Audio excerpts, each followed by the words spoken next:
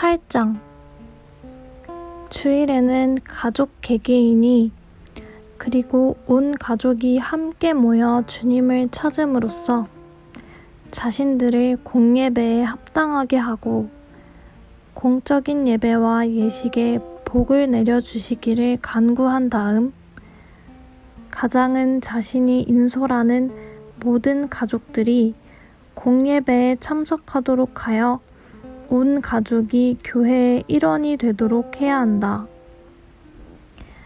공예배가 끝나고 기도한 후에는 그들이 들었던 말씀을 가장이 설명해 주어야 한다.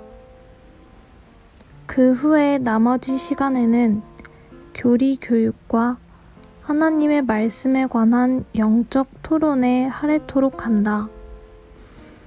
또한 따로 떨어져서 경건한 독서나 묵상, 개인 기도 등을 통해 하나님과의 친밀한 교제를 증진시키도록 한다. 그럼으로써 성도들은 공적인 예식의 유익들을 더욱 잘 간직하고 증진시킬 수 있으며 영생에 이르도록 교화될 수 있다. 해설입니다. 장로교회의 신앙에 관한 표준인 웨스트민스터 신앙고백 21장에서 경건한 예배와 안식일에 관하여 다루고 있는데 특히 7항에서 이르기를 하나님에 대한 예배를 위해 응당한 시간의 한 부분을 떼어놓은 것이 자연의 법칙으로 있음을 언급한 뒤 하나님께서는 하나님의 말씀 안에서 그에게 거룩하게 지켜지도록 안식을 위해 이레 중 하루를 특별히 정하셨습니다. 아울러 7항의 본문은 주일 중 하루는 창세로부터 그리스도의 부활까지 한 주간의 마지막 날이었고 그리스도의 부활 이후부터는 한 주간의 첫째 날로 바뀌었으며 성경에서는 이날을 주의 날로 부른다고 했습니다. 8항에서는 이르기를 이 안식일은 하루 종일을 거룩한 안식으로 준수할 뿐 아니라 모든 시간을 보내야 한다고 했습니다. 그러므로 4계명인 안식일의 계명은 예배당에서 공적 예배를 드리는 시간만이 아니라 더욱 각 가정에서 주일에 합당하게 보내는 것이 중요합니다. 그러나 현대의 거의 대부분의 신자들에게 주일을 성수한다는 것은 예배당에서 이루어지는 공적 예배의 시간 외에는 거의 전무하다시피 한 실정입니다.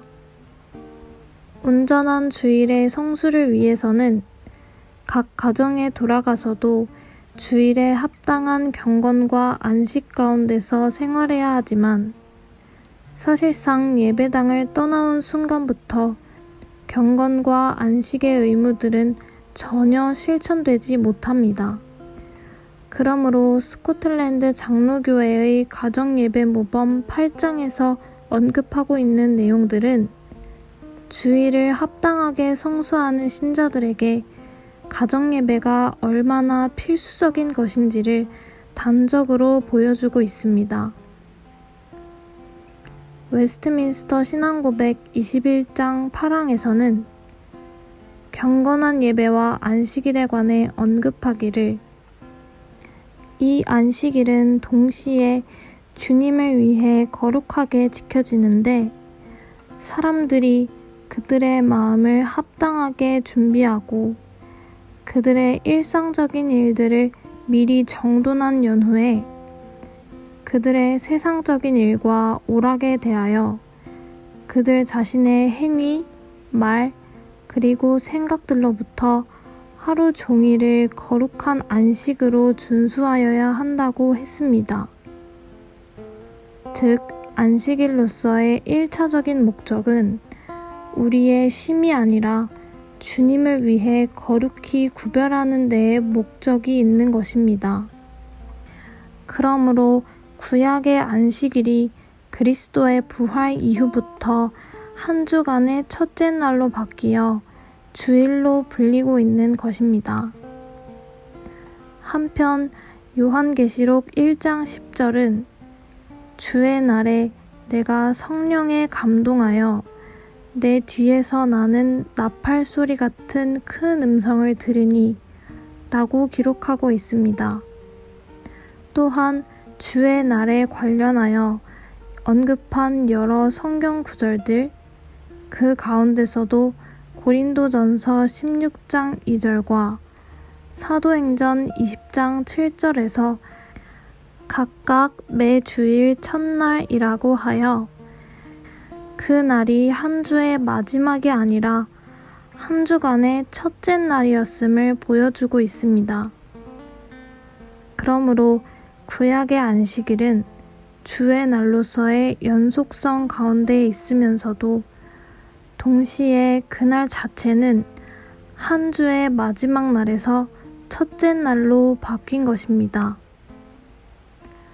스코틀랜드 가정예배모범 8장에서는 그러한 주의 날, 곧 주일에 관해 언급하기를 주일에는 가족 개개인이 그리고 온 가족이 함께 모여 주님을 찾음으로써 자신들을 공예배에 합당하게 하고 공적인 예배와 예식에 복을 내려주시기를 간구한 다음 가장은 자신이 인솔하는 모든 가족들이 공예배에 참석토록 하여 온 가족이 교회의 일원이 되도록 해야 한다고 하여 가장의 인솔하에 온 가족이 공예배에 참석하도록 권장하고 있습니다.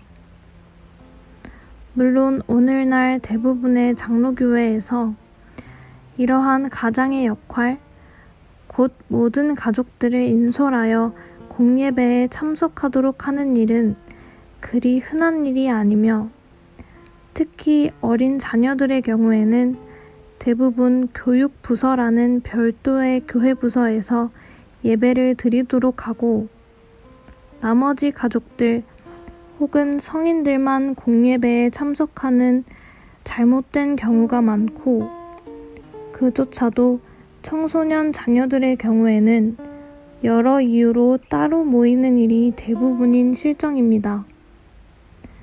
그러나 가정예배 모범에 따르면 기본적으로 공예배의 경우에나 가정에서 모여드리는 가정예배의 경우에나 개인예배 이외의 모든 예배들이 공히 온 가족이 함께 모여드리는 성격입니다.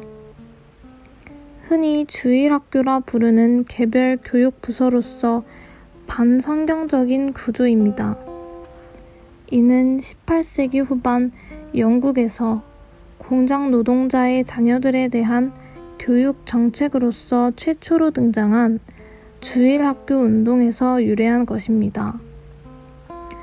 즉, 잉글랜드 글로스터에서 로버트 레이크스라는 국교도가 1780년에 글로스터 공장지대의 난폭하고 행실이 나쁜 빈곤층 자녀들이 휴일에 비행을 일삼지 못하도록 하기 위해 예배당에 모이도록 하여 부근에 있는 읽기학교 여교사를 통해 글 읽기와 교리문답서를 가르치기 시작한 일종의 생활 개선 프로그램에서 시작된 것입니다. 사실 웨스트민스터 예배모범이나 스코틀랜드 가정예배 모범에서 전제로 하는 장로교회의 운영에 있어서 현대와 같은 교육부서의 개념은 없었습니다.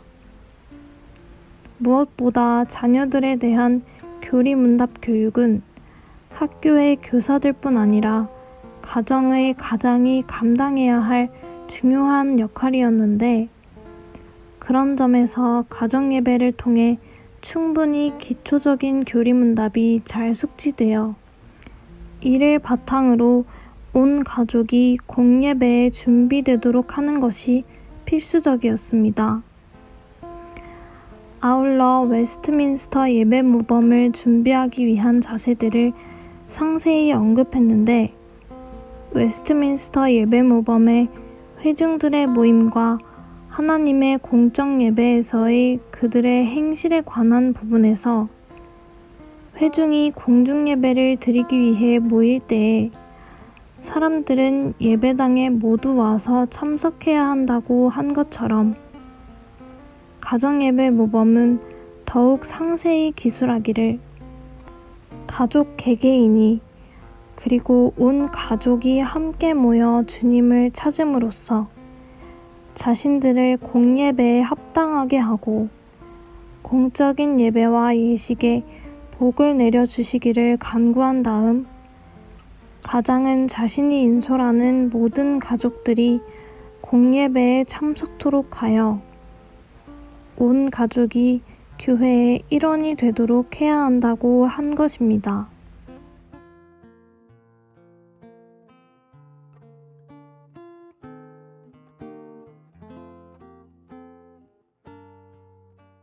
땅의